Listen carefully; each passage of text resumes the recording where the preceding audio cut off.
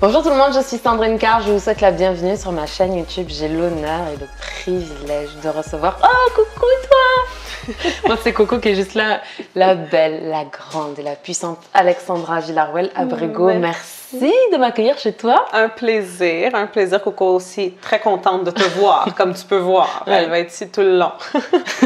Ben, Coco, bienvenue sur sandrinecarl.com. C'est super.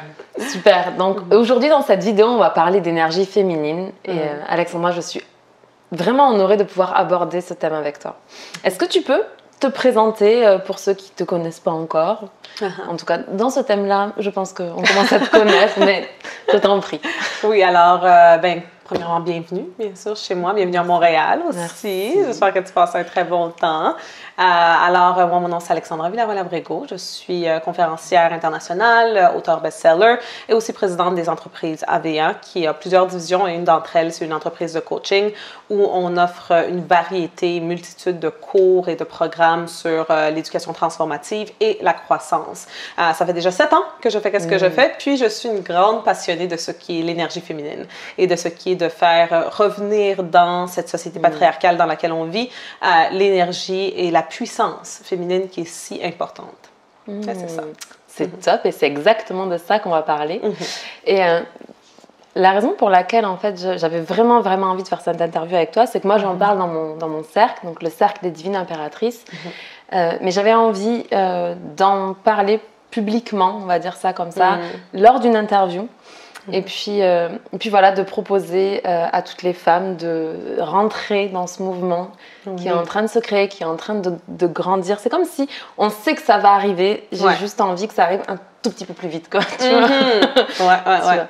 Ben, la réalité, c'est qu'on est au début de ce mouvement. Okay? On est rentré dans l'ère du Verseau aux alentours de l'année 2000. Puis c'est en 2012 que c'est là qu'on est plus rentré vraiment en force. C'est le fait que le calendrier des Mayas se terminait en 2012. C'est pas parce que c'était la fin du monde, mais c'est parce que c'était la fin de l'ère du poisson. Donc, à tous les 2000 ans, nous changeons d'ère. L'ère du poisson, c'était l'ère où que, justement, Jésus avait été envoyé pour essayer de réparer tout ce qui s'était passé dans l'ère du Bélier, où il y avait beaucoup d'énergie masculine, étant justement, puis je sais que on regardait au cours de cette fin de semaine nos signes, donc le signe de lune, le signe du soleil, donc zodiaque, puis le signe ascendant. Toi de lune, tu es bélier. Moi, je suis sagittaire de soleil, donc c'est des signes de feu, n'est-ce pas? Puis les signes de feu, c'est l'énergie masculine. Donc durant l'ère du bélier, parce qu'il y avait juste cette énergie très forte et très masculine, eh bien, ça a causé beaucoup de destruction dans le monde. C'est une ère qu'on appelait, c'est les 2000 ans avant Jésus-Christ, c'était l'ère où il y avait eu le plus de sang qui avait été versé dans le monde. Et là, par la suite, l'univers, sachant exactement ce qu'il fait, a envoyé Jésus-Christ pour pouvoir créer plus de paix et d'harmonie dans le monde. Et c'est le poisson, c'est un signe de feu, de feu, je veux dire d'eau. Donc, quand on y pense, c'était justement pour soulager tout ce feu-là qui s'était passé dans l'ancienne ère. Quand on pense à Jésus-Christ, on va toujours voir les deux poissons, n'est-ce pas? Plusieurs personnes croient que c'est à cause de l'histoire qui transforme, je pense que c'était un poisson en plusieurs, je sais pas, quelque chose comme ça. Mais c'est pas à cause de ça, c'est parce que c'était l'ère du poisson. Et là, par la suite, en 2000, eh bien, nous sommes rentrés dans l'ère du Verseau. Et l'ère du Verseau, c'est tout ce qui a à voir avec l'énergie féminine. C'est le retour, dans le fond, de la déesse, parce que les sociétés matriarcales qui existaient avant l'ère du Bélier, puis un peu avant l'ère aussi du Taureau, eh bien, c'était juste des sociétés matriarcales. Donc, c'est seulement durant l'ère un peu du Taureau, vers la fin de l'ère du Taureau, et surtout durant l'ère du Bélier, que nous avons vraiment été dans la société patriarcale. Donc, il y a beaucoup d'évidences qui démontrent que nous avions ces temps-là. Et là, ces temps-là sont peu à peu en train de revenir. Et qu'est-ce qui est très intéressant avec tout ça, c'est que, qu'est-ce qui est très intéressant, mais en même temps, qu'est-ce qui est un peu paniquant, si je peux dire, c'est le fait que si au cours des 2000 prochaines années, on ne revient pas à la déesse, donc à la société matriarcale, eh bien, ça va être la fin du monde. Et c'est ça qui a été prédit dans, que ce soit plusieurs cultures, dans plusieurs religions, parce que l'humanité ne peut pas survivre comme elle est présentement. C'est vrai. C'est juste une question de temps. Peut-être que nous, on ne va pas le voir, parce qu'on s'entend que c'est 2000 ans, n'est-ce pas? Mais on va le voir à un moment donné que c'est soit que ça va être la fin du monde, que le monde va vraiment se noyer sous la peur, ou que le monde va éventuellement décider de revenir vers l'énergie féminine, ainsi créer plus d'amour dans le monde. Oh, c'est génial. Ouais. Et du coup, j'ai une question. Le Verseau, c'est un signe qui est féminin? Oui, absolument. C'est un signe féminin. Il représente quoi comme énergie? L'eau, l'air? Ça représente l'air, si je ne me trompe pas, le Verseau. Il faudrait que je vérifie ça, mais c'est un signe qui est féminin. C'est un signe, justement, tu sais, quand tu vois l'image du Verseau, eh bien, c'est une femme qui est en train de verser l'eau. Donc, ça se peut que ça soit aussi l'eau, il faudrait que je vérifie. Mais c'est en train de verser l'eau. C'est un signe très, très, très féminin, puis ça représente, justement, la déesse. Ça représente la déesse et le retour de la déesse. Alors, c'est pour ça que c'est très excitant que nous sommes entrés dans cette ère-là. C'est très excitant aussi parce que plusieurs personnes, étant donné que on connaît l'histoire seulement des 2000 dernières années, n'est-ce pas? Qu'est-ce qui est arrivé après Jésus-Christ? On ne connaît pas ce qui est arrivé avant. Très souvent, on ne se le fait pas dire. C'est très intéressant quand tu commences à faire des recherches, quand tu commences à comprendre l'histoire du monde, pas seulement au cours des 2000 dernières années. C'est intéressant de voir que nous avons vécu en société matriarcale où que ce n'était pas Dieu et c'était la déesse pendant beaucoup plus longtemps. Dans l'histoire de l'humanité que nous avons vécu dans une société patriarcale. Donc, la majorité du temps avant l'ère du bélier, c'était juste des sociétés matriarcales. C'était des sociétés où c'était juste les femmes qui étaient au pouvoir. Ou que, puis ça ne veut pas dire qu'on veut enlever tout le pouvoir aux hommes, n'est-ce pas? J'allais te demander de préciser la pensée. Ça veut pas dire ça. Je pense que justement, parce que nous avons déjà vécu des sociétés matriarcales, parce que nous avons déjà vécu des sociétés patriarcales, nous avons vécu les deux extrêmes. Maintenant, c'est ça. Nous pouvons entrer dans une genre de partenariat, de coopération, de partenariat des énergies. C'est très bien dit. Et en fait, ce qui est fou, c'est que, tu sais, comme on a de l'énergie féminine à l'intérieur de nous, comme on a de l'énergie masculine, et notre objectif en tant qu'humain, à mon avis, c'est qu'on soit à l'équilibre entre les deux. C'est qu'on ait vraiment les deux et qu'on les utilise chacun à leur tour au cours de la journée, au cours des années de nos vies, etc. Pour moi, l'équilibre de vie, souvent on en parle dans le coaching de vie, etc. Les gens parlent beaucoup d'équilibre de vie. Moi, je crois que l'équilibre de vie se trouve dans l'équilibre des énergies. Et qu'en fait, c'est selon le moment de ta vie. Tu vois, ça arrive que quand tu es une femme, tu peux être à fond sur ton business, etc., développer. Donc là, tu as besoin d'énormément d'énergie masculine. Puis arrive à un moment donné, peut-être tu auras envie d'avoir des enfants. Et là, l'énergie féminine va remonter. Puis pendant le temps de l'allaitement, de faire grandir les enfants, tu auras besoin de plus d'énergie féminine. Et donc, du coup, tu vas mettre plus d'énergie là-dedans. Et pour moi, c'est comme ça que je vois la notion d'équilibre dans la vie. Mais ce que j'aimerais qu'on voit ensemble, c'est... est-ce que tu pourrais, toi, définir comment tu vois l'énergie féminine et comment tu vois l'énergie masculine et comment est-ce que chacun de nous, on le vit sans en avoir conscience? Parce que c'est ça qui est fou, vraiment. On le vit constamment. Du moment qu'on se réveille le matin au moment où on va dormir la nuit. Le matin, quand tu te réveilles puis tu es dans ton lit en train de visualiser à quoi va ressembler ta journée, ça, c'est l'énergie féminine. Quand tu es en train d'imaginer, de poser ton intention. Par la suite, quand tu te lèves de ton lit, juste l'action de te lever, c'est l'action. Donc, c'est l'énergie masculine. Là, tout au long de la journée, n'importe quelle action que tu entreprends, n'importe quelle pensée aussi que tu entreprends, c'est toujours une genre de danse entre le masculin et le féminin. Donc, oui, nous avons toujours besoin de ces énergies-là. Et qu'est-ce qui arrive, c'est que le moment où que tu as trop d'énergie féminine ou trop d'énergie masculine, il va y avoir certains aspects de ta vie qui vont être impactés de façon négative.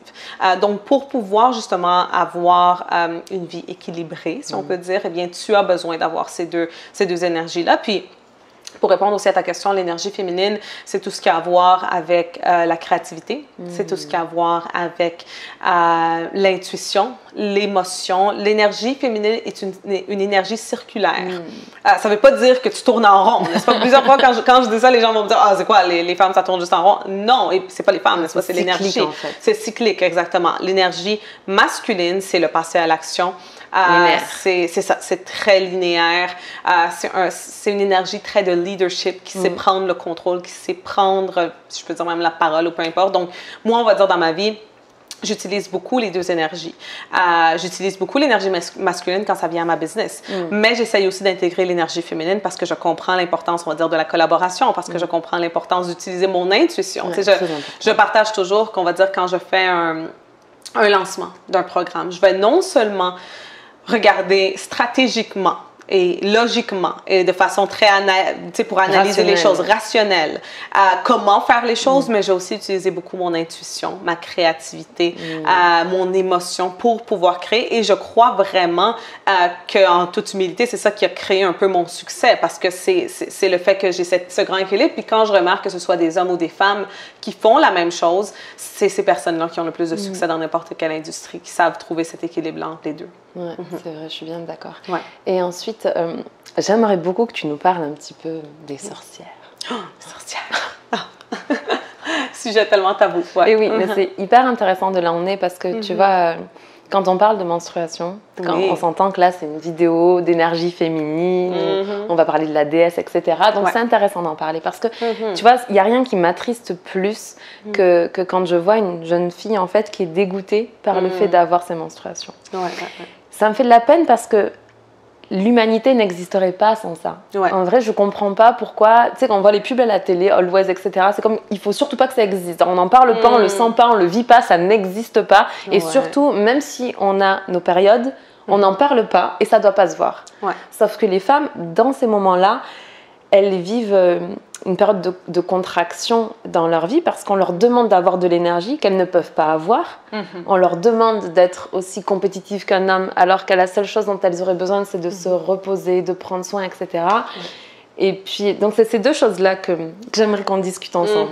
Ouais, c'est des sujets très, très, très importants dans mon livre Beyond Beauty, A Guide to Self-Love, Self-Confidence and Full Feminine Power, petite plug. Je parle beaucoup de ça. J'ai un chapitre complet sur ça. Je parle des sorcières, de ce qui est arrivé aux sorcières de Salem et toutes les sorcières à travers le monde. Dans le fond, les femmes qui se faisaient appeler des sorcières, c'était tout simplement des femmes qui venaient des sociétés matriarcales. Donc, qui, génération après génération, s'étaient fait enseigner le pouvoir de leur intuition. S'étaient fait enseigner le pouvoir de leur créativité, s'étaient fait enseigner comment se soigner avec des herbes, s'étaient fait enseigner leur pouvoir à elles-mêmes dans leur corps, puis justement le pouvoir de leur menstruation, et etc. Et justement parce que nous étions entrés dans une société patriarcale et la religion avait commencé à se former, eh bien, les personnes en pouvoir, les rois, les reines, ainsi que les prêtres, ne voulaient pas que le peuple ait cette information-là. Que le peuple sache justement que tout le pouvoir du monde se trouve en eux. Il y a Deepak Chopra qui vient d'écrire un livre qui s'appelle « You are the universe ». Tu es l'univers. Puis c'est vraiment ça.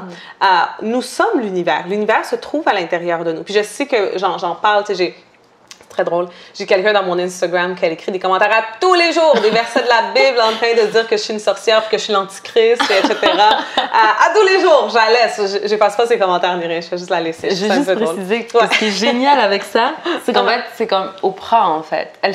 C'est une philanthrope, elle fait tellement pour le monde, tellement pour les femmes, tellement pour l'apprentissage. Elle est tout le temps en train de contribuer à ce monde et il y a des gens qui disent d'elle que c'est l'antichrist. Ben oui, il y a une vidéo sur YouTube qui dit que c'est elle l'antichrist. Donc quand les gens commençaient à dire ça de moi, je c'est comme béni, c'est je pense que je pense que j'aimerais faire quelque chose de bien. Parce que si le monde pense vraiment ça, c'est parce que ça fait des faits. Puis à la fin de la journée aussi, tu sais, je dis jamais rien à cette fille-là qui écrit toujours les commentaires parce que c'est ça le conditionnement qu'elle a eu. Tu sais, c'est des commentaires du style « Répentez-vous, Jésus-Christ revient, vous allez tous aller en enfer ». Puis, tu sais, il y en avait une autre, un moment donné, qui avait écrit quelque chose, puis j'avais envoyé un message en disant je te conseille fortement, parce qu'elle dit comment tu vas dire que tu es chrétienne, parce que oui, je suis chrétienne. Donc, je crois qu'il y a eu Jésus-Christ, parce que Jésus-Christ, oui, il a existé. C'était un homme qui est venu justement créer quelque chose d'incroyable dans ce monde et qui a sauvé un peu l'humanité, parce que où ça s'en allait avec l'ère du bélier, ça s'en venait vraiment pas bien.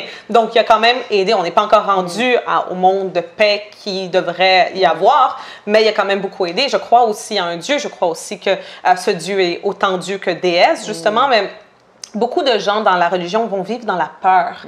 Dans la peur de, comme je disais à une fille qui avait écrit un moment donné un commentaire, je disais, je te conseille fortement, avec tout l'amour du monde, d'essayer de lire d'autres livres que la Bible.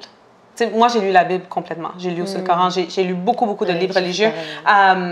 Mais juste lis d'autres livres, juste pour t'ouvrir l'esprit, juste pour voir qu'est-ce qui s'est passé, non seulement au cours des 2000 dernières années, mais avant ça.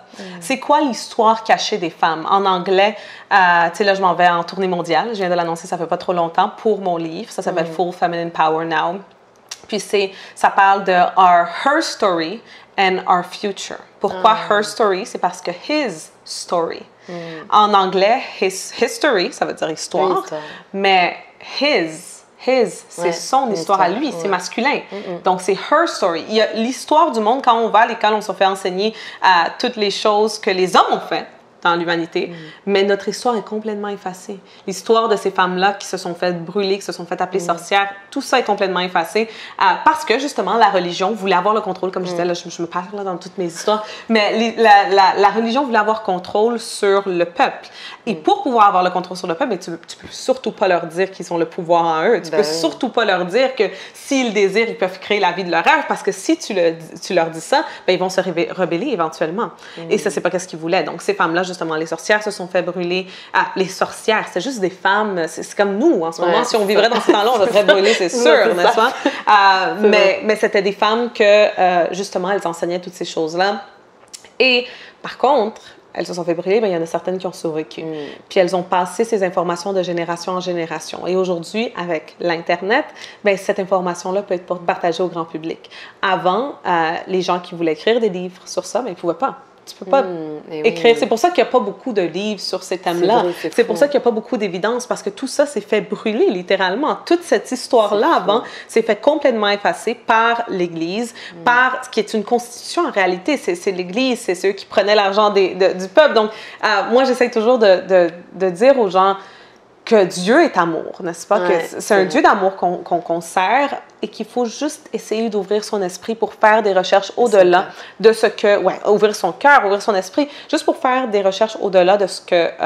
on s'est fait enseigner jusqu'ici. On s'est fait enseigner dans cette société patriarcale dans laquelle on vit. Et le moment qu'on commence à faire ces recherches-là, le moment qu'on commence à vraiment découvrir c'est quoi notre her story, donc pas his story, donc notre her story, c'est là qu'on va vraiment réaliser que, wow! On s'est fait complètement enlever de notre pouvoir, mais là, on vit dans des temps très excitants parce qu'on est en train de reprendre notre pouvoir. Et c'est très, très, très excitant parce que justement, des femmes comme toi, comme moi, comme plusieurs autres femmes sont en train de parler de ça. Puis c'est tellement important. C'est ça. Et d'ailleurs, en passant par là, on voulait vous proposer quelque chose, c'est qu'on se rend bien compte qu'on est vraiment dans ce mouvement-là. Absolument. Et si on regarde autour de nous, en fait, il y a encore... Comment tu disais ça? Oui, c'est qu'est-ce qu'on appelle the shadow feminine. Donc, le féminin noir, sombre. Le féminin sombre, c'est justement les femmes qui... Puis encore une fois, c'est pas de leur faute. J'avais posté ça il y avait un moment donné. On regarde Disney, tu sais, les films qu'on regardait, Cendrillon, Blanche-Neige. Premièrement, ça, tout le monde le sait. On s'est fait enseigner et conditionner dès très enfant qu'un jour, il allait y avoir un prince charmant qui allait venir nous sauver et que tout allait être bien après lui. Mais une chose qu'on ne se rend pas compte, aussi un autre conditionnement qu'on nous a enseigné, c'est toutes les femmes dans les films pour enfants, donc dans les films Disney, c'était des femmes méchantes qui essayaient de détruire la princesse. Des sorcières. Des femmes qui voulaient ton mal. Donc, on s'est fait conditionner, si on parle de Blanche-Neige, la sorcière méchante qui a essayé de la tuer avec la pomme, si on parle de Cendrillon, c'est ça, pour voler sa beauté. C'est excitant parce que c'est parfaitement ça. La beauté féminine aussi. Je fais juste une petite parenthèse parce que je trouve ça très intéressant. Quand on voit une fleur, on dit « Ah, elle est belle ». Quand on voit le pelage d'un animal, on dit « Ah, il a un très beau pelage ». Mais si on dit à une femme qu'elle est belle, alors du coup elle est superficielle. Mais une fleur, c'est pas superficiel. Le pelage d'un animal, c'est pas superficiel. Le coucher de soleil, c'est pas superficiel. Mais on nous a enseigné que la beauté était superficielle. Et ce qui est très drôle avec ça, c'est que toi et moi, on arrive de deux chemins différents pour parler de la même chose. C'est-à-dire que moi, j'ai cru pendant très longtemps qu'on ne pouvait pas être belle et intelligente, ni belle et spirituelle. Il se trouve que j'étais plutôt intelligente, enfin en tout cas... C'était la croyance que j'avais parce que j'étais bonne à l'école et que ensuite j'ai développé ma spiritualité, donc j'étais spirituelle, donc je pouvais pas être belle. Et parce que la beauté dans ma tête était quelque chose de superficiel et je voulais pas adhérer à ça.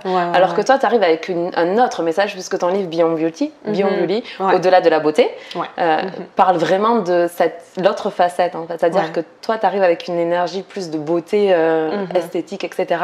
Et tu dis qu'il y a tellement de choses derrière tout ça. C'est ça. Exactement. Et donc, du coup, juste pour cette petite parenthèse, réfléchissez à ça. Quand on voit une petite fille, on dit « Oh, mais qu'elle est belle !» Mais si on voit une femme et qu'on lui dit « Oh, qu'elle est belle !» de suite, c'est superficiel. C'est fou quand même. Non, absolument. On vit dans une... C'est pour ça, justement, que j'avais écrit mon livre « Beyond Beauty à mes 20 ans ». C'était parce que... quand on voyait une belle femme, très souvent quand la majorité des gens voient une belle femme, se disent « Oh, elle doit être conne, elle doit être stupide. Elle est belle, donc elle doit être vraiment stupide. » Mais de mon côté, j'étais vraiment pas bonne à l'école, mais j'ai toujours été très, très, très intelligente, donc très débrouilllaire. J'étais capable de faire, tu sais, quand j'écris mon livre en 20 ans, je l'écris en 9 mois. J'ai toujours été quelqu'un qui était vraiment... que quand je me disais « Je vais faire quelque chose », je le faisais. Mais c'était ça, c'était le fait que quand même, quand les gens me voyaient physiquement, ben, il y avait automatiquement ce jugement-là. Cool. Avec les années, moi, je me suis habituée. Puis même maintenant, je me suis habituée. Là, c'est sûr que où je vais d'habitude, on va plus me connaître, là, un peu plus, pas partout, là, c'est sûr et certain. On n'est pas rendu là, mais donc là, les gens savent qu'est-ce que je fais, etc. Mais il y a quand même ce genre de jugement-là. Et je suis rendue à un point où que je suis confortable avec ça. C'est parce que je sais que c'est pas moi, je sais que c'est pas une attaque envers moi, puis que c'est pas de leur faute à eux. C'est le conditionnement de la société patriarcale dans laquelle on vit. Puis comme je disais tantôt, le shadow feminine, donc le féminin sombre, c'est ce côté-là des femmes qui ont cette jalousie-là interne, cette haine envers d'autres femmes internes qui est conditionnée depuis leur enfance, vraiment, qu'elles se font enseigner avec des films comme ça, qu'il faut faire attention, que d'autres femmes sont là pour te détruire, que les autres femmes vont te faire mal. Donc, on se fait vraiment, vraiment conditionner pour croire que le féminin, tout ce qui est associé avec le féminin, c'est négatif, mais que le masculin, ben, c'est positif, parce qu'il y a un homme qui vient te sauver, puis tout va être correct, tu sais. Donc, depuis de tendre enfance, vraiment, on se fait conditionner à croire, à avoir ces croyances-là. C'est vraiment dommage, mais je pense que ça va changer, puis je pense que ça va changer, justement, en ayant plus de gens conscients de tout ce qui se passe, puis plus de femmes dans de différents milieux qui sont conscientes de ça. Si on va dire demain, il commence à avoir des femmes qui créent des films pour enfants, on va dire déjà, il y avait Frozen, où qu'il y a l'amour entre sa sœur. Ça, c'est magnifique, c'est parfait. C'est vrai, donc, ils commencent à avoir cet éveil de conscience. Parfois, les gens s'en rendent même pas compte, puis font des créations qui sont adaptées à l'ère dans laquelle on vit, à l'ère du Verseau. Donc, je pense que, comme on a dit, il y a un changement qui s'en vient. C'est sûr que ça ne va pas être maintenant, mais ça s'en vient. Puis on fait partie de ce mouvement-là, qui est très important.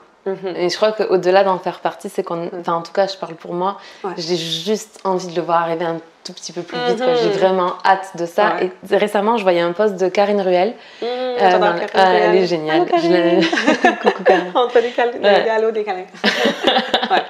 Et elle mettait un post où elle disait, je me rappelle plus exactement, mais elle disait en gros, tu peux observer la beauté d'une femme sans diminuer ta propre beauté. Ah, j'avais vu celui-là. Et j'ai adoré ce post. Et c'est vraiment ça, parce qu'au final, si vous êtes en train de regarder cette vidéo et que ça vous arrive de vous sentir pas bien parce qu'il y a une belle femme dans la pièce, en fait, dites-vous que vous avez ça à l'intérieur de vous. Et c'est parce que, en fait, cette beauté intérieure, cette bonté de cœur a envie de rayonner à l'extérieur, que vous ressentez comme un léger inconfort, c'est parce que c'est comme votre âme pousse ça. Votre âme a envie de se sentir aussi rayonnante que la personne qui vous fait ressentir ça. Donc, observez sa beauté à elle, mais ne diminuez jamais la vôtre, parce que vraiment, toutes les femmes sont belles, quoi. Il n'y a pas, pas une norme, il n'y a pas une façon d'être belle. Il y a la façon qui est la vôtre. Il y a le message que vous avez apporté au monde. Il y a vos talents, vos valeurs, vos dons qui sont uniques et que vraiment le monde attend ça. Parce que clairement, aujourd'hui, on a un message qui est proche, mais on l'emmène avec des dons et des talents qui sont différents. Et notre façon de parler, notre façon de nous exprimer là, à la caméra, je pense que vous pouvez le voir, on n'a pas du tout la même énergie. C'est pas pour autant qu'on n'a pas des valeurs similaires ou un amour, une bonté de cœur qui... Je vais juste te donner un exemple il y a quelques semaines, il y a à peu près comme un mois, que j'étais à un événement de mes amis Crystal Dreams, où tu es allée, ça fait quelques heures, où tu es allée voir la boutique. C'est un événement justement de métaphysique, etc. Puis il y avait plusieurs exposants, et moi, ma table était juste à côté de la table d'une autre jeune femme. Moi, je suis arrivée avant. Là, à un moment donné, je la vois arriver. Puis elle arrive avec tous ses cadres de peinture, etc. Puis c'est très style hippie. Tu sais, avec un chandail, puis une petite jupe comme attachée, tu sais, très flowy. Juste, tu pouvais voir que si tu nous verrais une à côté de l'autre, on est extrêmement donc, tu sais, c'est comme, tu dirais ces deux personnes-là pourraient jamais se parler. Comme, tu sais, il n'y a pas de chance que ces personnes-là pourraient être des amis ou peu importe. Étant donné qu'on est assis une à côté de l'autre, on a commencé à parler durant la journée. À la fin de la journée, là, on a failli pleurer en se laissant. Puis c'est une fille nomade qui fait juste voyager. Elle est à Montréal, mais elle vient de England. Elle voyage partout à travers le monde. Mais j'ai pu voir en elle une sœur. On était tellement différentes, mais à la fin, on se donnait des câlins. On était comme ça, on va se revoir un de ces jours. Là, l'autre jour, elle m'a envoyé un message sur Instagram, parce que là, on se suit, puis elle était comme, j'espère que tu vas bien, je pense à toi, moi aussi. On a juste passé une journée ensemble. Mais on s'est adorés, puis j'étais comme, c'est my soul sister, c'est ma sœur de l'âme, parce que c'était une personne qui oui, physiquement, elle est très différente. Sa façon d'emmener la... Tu sais, c'était une fille très libre avec son corps aussi. Tu sais, elle disait à un moment donné, c'était une blague, bien sûr, mais elle disait, parce qu'on était sur un podium, nous. Puis elle avait dit à une autre madame, mais comment? Ben, s'il y a personne qui monte, on peut juste montrer nos seins. Elle dit ça comme ça, puis on trouve ça drôle. La madame était très choquée. Mon Dieu. Mais, tu sais, je sais qu'il y a un temps, autour peut-être de mes 19-20 ans, quand j'avais commencé ce cheminement-là, et surtout quand j'avais commencé, où que je croyais encore aux standards de la société patriarcale, n'est-ce pas? Faut être très masculine, tu sais, mais un sou de 2 pièces, puis comme ne montre rien, puis soit très comme, tu sais, c'était vraiment ça le standard que j'avais en tête du succès. Je me serais assise à côté d'elle, puis ça aurait jamais cliqué, parce que je l'aurais jugée automatiquement, parce que j'aurais vu en elle quelque chose de tellement différent de moi, une beauté tellement différente à moi que j'aurais jugé ça, puis j'aurais pas trouvé ça beau. Mais quand maintenant justement que je comprends l'importance de la sororité féminine, etc., de comprendre que toutes les femmes sont tes sœurs, eh bien, on a juste cliqué, puis on s'est adoré, puis son ami aussi est arrivé, on s'est adoré. À la fin, il y avait la chanson de ABBA qui jouait, je sais pas, en tout cas, il y avait une chanson toute cute, comme bye, on disait comme bye. Mais on s'est tellement aimés, comme je suis arrivée chez moi, puis je disais, oh mon Dieu, c'est comme ma sœur de âme. Puis aussi, juste un petit exemple rapide, mais l'année dernière, je suis allée aussi à une conférence où c'était juste des femmes, puis on parlait toutes. Puis on a pris une photo à la fin avec toutes les femmes, puis j'ai fait, waouh, comme c'est vraiment magnifique. Il y en avait une que son nom, c'est... je me souviens plus de son nom. En tout cas, c'était que c'est une femme qui, elle est artiste, puis elle peint des graffitis partout dans la ville, mais des magnifiques graffitis, puis elle porte toujours une cagoule avec des petites choses de lapin, puis elle porte toujours juste une brassière, puis elle montre toujours son corps, elle fait toujours des photos toute nues, mais c'est une féministe, c'est une vraie féministe. Encore une fois, quand j'étais plus jeune, j'aurais jugé ça, j'aurais dit, tu peux pas être une féministe, puis montrer comme ça tes seins, etc. Mais maintenant, puis je me souviens, on s'était assis à la fin de la journée de conférence, puis on avait dit, c'est vraiment intéressant parce que toi puis moi, on fait la même chose, mais on le fait de façon différente. C'est ça. Notre mission est la même, c'est d'aider les femmes, de donner leur pouvoir aux femmes, et mais on le fait de façon différente, et c'est ça qui est magnifique, c'est ça qui est vraiment beau. Puis on s'était aussi adorés, là. Puis encore une fois, on est des femmes complètement différentes, venant de complètement différents backgrounds, comme on dit en anglais, mais on comprend ça. Puis je pense que c'est seulement le moment que les femmes, surtout nous, vont comprendre ça, puis vont comprendre que toutes les femmes sont ses sœurs, puis que tu ne devrais pas essayer de réduire une femme parce que tu penses qu'elle a une place que toi, tu veux avoir, donc tu la vois, puis tu te dis « Oh mon Dieu, je vais être à sa place, donc je vais essayer de la réduire ». Le moment que tu comprends que tu peux admirer une femme, comme Karine l'avait dit, donc admire la beauté, ça ne réduit pas la tienne, puis justement, essaye de voir comment est-ce que vous pouvez être collaborer ensemble, comment est-ce que vous pouvez vous entraider au lieu d'essayer justement de réduire les femmes. Qu'est-ce que le shadow feminine fait justement. Mais que ce soit une femme qui a la position à laquelle on veut aller ou que ce soit une femme qu'on juge, parce que c'est vraiment un jugement inférieur entre guillemets à nous. Comme tous les êtres humains de cette planète, il n'y a pas de niveau, enfin c'est tout le monde pareil. Il y a juste des âmes qui sont sur leur chemin plus que d'autres. Il y a juste des âmes qui sont plus avancées que d'autres, mais il n'y a pas une valeur intrinsèque à l'humain. La valeur, elle est sur l'humain total. Exactement. Et c'est notre mission pour les personnes qui ont conscience de ça, d'augmenter la valeur de l'humain, pas uniquement sa propre valeur en écrasant les autres. Parce que exactement. Mais du coup, par rapport à ça, on a envie de proposer quelque chose.